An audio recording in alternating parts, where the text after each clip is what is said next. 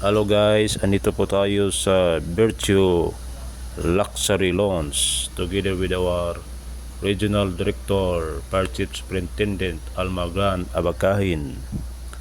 Dito po sa second level North Wing, SM CDO Uptown, Masterson Avenue, Cagayan de Oro City. Open po sila daily guys, 10 AM to 3 AM. Yung contact number po nila guys ay 0956-582-4634. 800 to 1,000 per person guys. So maganda ito na experience guys dito sa Virtue. First time po namin makapasok ito guys. Maganda dito guys at malinis.